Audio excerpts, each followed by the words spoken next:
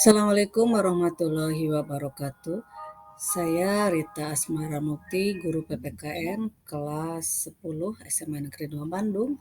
Saat ini akan membahas tentang wawasan Nusantara dalam konteks Bhinneka Tunggal Ika. Yang sebagian akan kita bahas tentang peran serta warga negara dalam mendukung implementasi wawasan Nusantara.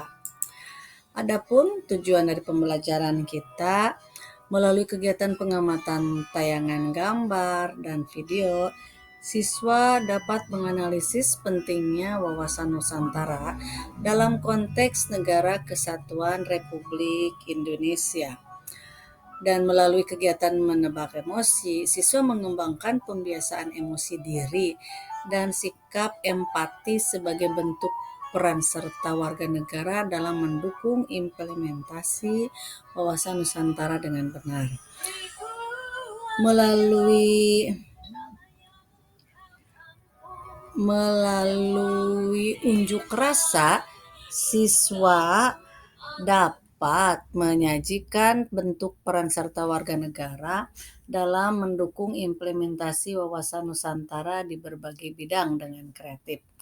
Dan melalui jurnal diri, siswa merefleksi pengalaman yang diperolehnya setelah menyajikan bentuk peran serta warga negara dalam mendukung implementasi wawasan Nusantara di berbagai bidang dengan jujur.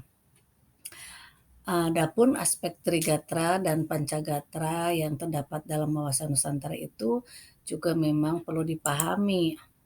Kita lihat aspek Trigatra itu diantaranya adalah pertama, letak dan bentuk geografis Indonesia yang terletak pada 6 derajat lintang utara sampai 11 derajat lintang selatan. Kemudian 95 derajat bujur timur dan 104 sampai dengan 141 bujur timur. Juga dilalui garis khatulistiwa yang di tengahnya terbentang garis ekuator. Sehingga Indonesia mempunyai 2 musim, yaitu musim hujan dan kemarau. Kemudian yang kedua, keadaan dan kemampuan penduduk. Penduduk ialah semua orang yang menempati suatu daerah tertentu. Kemampuan penduduk yang tidak seimbang dengan pertumbuhan penduduk dapat menimbulkan ancaman-ancaman terhadap pertahanan nasional. 3 faktor kependudukan yang sangat berpengaruh adalah kelahiran, kematian, dan perpindahan.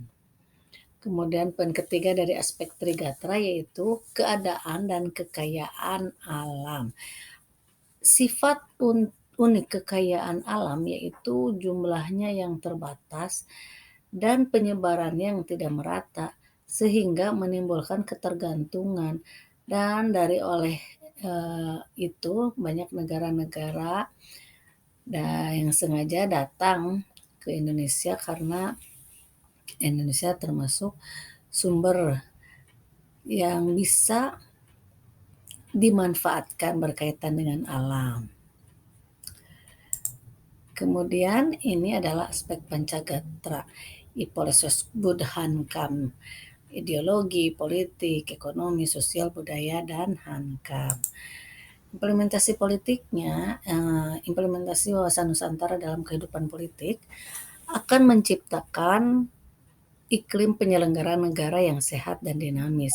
Hal tersebut nampak dalam wujud pemerintahan yang kuat, aspiratif, dan terpercaya yang dibangun sebagai penjelmaan kedaulatan rakyat.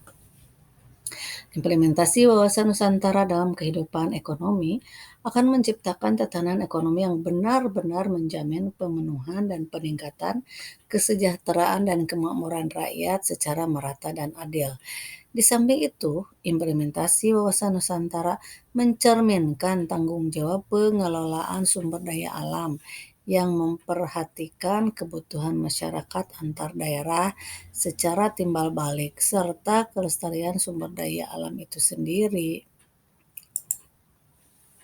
Implementasi wawasan Nusantara dalam kehidupan sosial budaya akan menciptakan sikap batiniah dan lahiriah yang mengakui, menerima, dan menghormati segala bentuk perbedaan atau kebinekaan sebagai kenyataan hidup sekaligus karunia Sang Pencipta. Implementasi ini juga akan menciptakan kehidupan masyarakat dan bangsa yang rukun dan bersatu tanpa membedakan suku, asal daerah, agama, atau kepercayaan, serta golongan berdasarkan status sosialnya. Ini adalah implementasi wawasan Nusantara dalam kehidupan Hankam.